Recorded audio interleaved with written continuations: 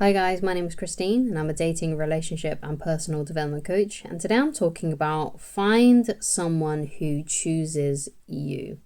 Now this is one of the big cornerstones of what my coaching here on YouTube has been about for a very, very long time, and it's one of those topics that is deeply rooted in most of the coaching videos that I have released. And because it's a super important thing, because life becomes much easier. Your dating life becomes much easier. Not necessarily life is hard no matter what you do, but your dating life and your romantic life becomes exceedingly more easy and effortless when you just decide that you're not going to bother wasting your emotional energy and investing your time in people that are just not that into you. Because that's one of the biggest reasons why people come to me for coaching. One of the main reasons, and one of the main reasons I get coaching, one of if not every, almost every coaching client I get is someone with this particular issue of they have been dating someone, that person decides that for whatever reason that they're no longer interested. And because that person, usually a guy, has reached out to me and he's completely blindsided by it. He has no idea why. He thought things were going great, and then all of a sudden she's backed off. And they want help to rectify that. And it's a tough job for me because I don't really want to break people's hearts, but I have to tell them the truth. And the truth is that, it may seem that she was into you, and perhaps she was, and perhaps you did something to put her off, or perhaps not. But for whatever reason right now, she's just not that into you. And the reason why your heart is getting raked over the coals right now is because you really want her, but she just doesn't really want you. So the only thing you can do is to let her go. The only thing that you can do is to apply no contact, because if she does still have some feelings for you, then the distance will make the heart grow fonder. And she will come back. But if she doesn't like you anymore and she has no feelings for you anymore, then the opposite will be true, and that will be out of sight, out of mind, and you'll just never hear from her again. So in essence, a lot of the time, it doesn't really matter what went wrong, whether or not you did something wrong to put her off, or maybe it's usually the issue is that she was just into someone else and that other person came back into her life in some shape or form, or some hope was given to her to think that she may get back with that person or be with that guy. But that's usually the main reason why. But the reason isn't 100% necessary, because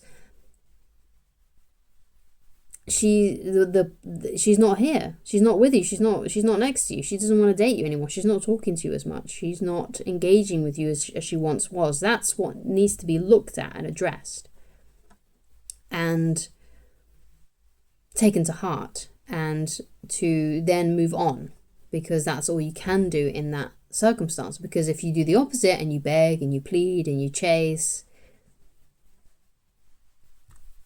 it just puts her off even more. It chases her away even further. It doesn't help the situation at all. The only thing that does help the situation is to give her space. And that puts you in the best possible position to attract her back, and to attract someone like that back who perhaps has lost interest or has dumped you.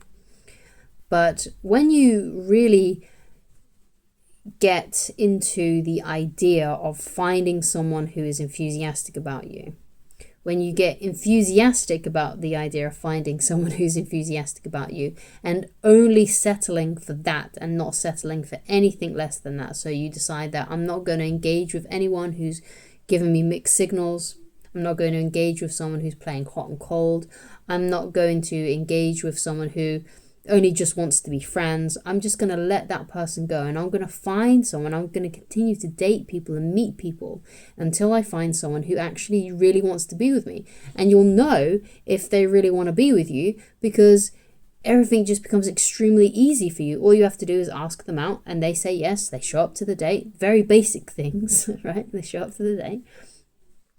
And then you date, you have a great date, and then they continue wanting to date you. They may even reach out to you. They're sending you messages. They're making things extremely easier. They're initiating the conversation. They want to be in your life.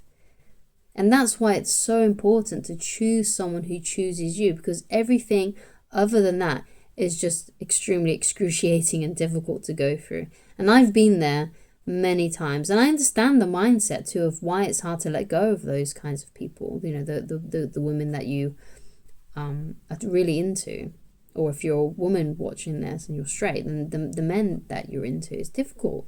It's difficult to let go of someone who you've invested a lot of emotion and attention into and been on a few dates with, and all of a sudden they're not showing the same level of enthusiasm as they were, or perhaps they never did, and you're just crushing on them from afar.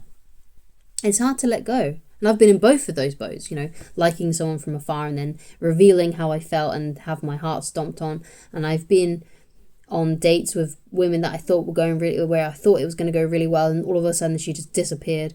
I've been there. I've been in that confusion, and it hurts, it stings, and also it's hard to let go too, because you think that maybe there's some hope with the woman that rejects you and wants to be friends. You might think, well, if I'm friends with her, then maybe things will change in the future. And with that person who was once enthusiastic but no longer is, you think, well, maybe they'll get enthusiastic again.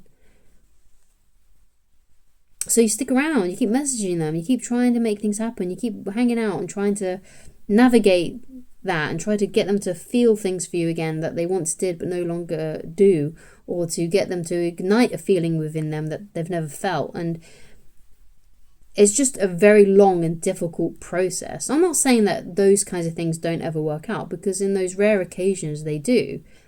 But it is the rare occasion, and it's a good idea to assume that you're not the outlier, to assume you're not that rare case, to assume that you're just going to end up in the same boat as everyone else, pretty much, who has gone through that, which is with their heart broken and being forced to move on. But what I want to address here is that you don't have to put yourself through that excruciating, long, drawn-out emotional pain of trying to get someone to like you, okay? You can just let them go and just decide that and with resolve, that you're just going to let people like that go, and you're just going to focus on finding someone who is enthusiastic about you. Now, that also means that I don't want you to settle. Don't just settle for someone that likes you and you don't like them. Of course not. You know, you can have what I'm trying to say as well is that you can have your cake and eat it too. You can find someone who's enthusiastic about you and you're enthusiastic about them too. You can find someone who you fancy and they fancy you as well. You can find someone who you've got, you know, hot desire, burning passion with, you know, and they feel exactly the same kind of level of passion and enthusiasm. It's possible. It was definitely possible for me, and I met my wife, and that's how it felt for both of us. So it's not impossible. And if I definitely can change things and turn things around and find someone who's enthusiastic about me, then you definitely can. And my dating pool was even smaller than yours if you're a straight person watching this, okay? There's less options for me as a lesbian than there is for maybe a heterosexual male out there, or a straight woman, you know, a heterosexual woman too. So, you know, it's just one of those things. You just got to have faith and trust that, you know, you will meet someone. It's because you only need to meet one, right? You only need to meet one who you really like and they really like you too. And then you found someone who's great, you know. It only needs to happen once, okay? Especially if you live here in the West and you're into the monogamous sort of relationship of just, you know, one man and one woman, or two guys and two girls, whatever it may be, right? So you only need one. Okay, and it's a mathematical certainty that you will find someone that you really like and and they really like you as well. It's a mathematical certainty you'll find that person if you keep on meeting new people. Now, when I say that, it doesn't mean that you have to sleep with every single one of them. It doesn't mean that you have to kiss every single one of them. It just means that you're meeting people. Maybe you're going out for a drink and, you know, something like that. That's a really basic and easy way that you can cost effectively meet someone as well. You know, just go out for a drink. Or you could go out for a walk, especially if you've got a dog, you know, and they've got a dog too. So how about we go and meet up and walk our dogs together, just have a chat, you know? You don't have to do anything expensive, because you might be thinking, well, I've got to meet a hell of a lot of people then I've got to rack up a lot of money in order to, the bills are going to pile high with the amount of women I'm going to have to date to find one that likes me enough and I like them. That's not true. You don't have to do something expensive. The first date that I went out with my wife was we just went and had a walk around a local park. Just to, we just did laps around the park talking to each other. You don't have to pay anything. And if you want an even lower cost, if you want another cost-effective, low cost-effective thing to do is to just meet up for a drink. You don't have to have a sit-down meal every single time you go out on a date. You just don't have to do that, okay? And the cool thing about just going for a walk or just meeting up for a drink is that if you don't like her, you can leave after half an hour. You don't have to stick around. And if you do and you get on really well, you can extend the date by doing more things. You can make the date longer. You can order more drinks, or you could go somewhere else and get some food if you wanted to, or you could go for a walk around the park. You go back and collect your dogs and you take them out. Something like that. You don't have to pay a lot of money to find someone. You don't have to go on expensive dates. Okay, and then as well, and another cool thing about actually going on low, cost-effective dates by going on cheap dates is you'll know that the person's actually in it for you and not in it for the cash. Because if someone's materialistic and they're just looking for a free meal, for example, then especially if you're a guy watching this, you might be afraid of women just using their dating app as a way to get a free dinner every night. Something, because I've actually known women to do that as well. But I've had female friends tell me that they've done that in the past, and I'm just like, what? That's crazy. But some women do that. But you'll know if you go on if you just meet up for a drink or you just go out for a walk, then you'll notice that person actually really wants to see you for you, and they're not trying to, get a free lunch out of you. Okay. So thank you so much for watching. If you'd like to get in touch with me personally and you'd like coaching with me, then please go to www.christineloveridge.com. But if you feel like coaching is not something that you want to do personally with me, then that's fine. You can easily coach yourself by also going to www.christineloveridge.com. Link is in the description of this video, and you can go and read my book totally for free, Attracting the Beautiful Woman of Your Dreams.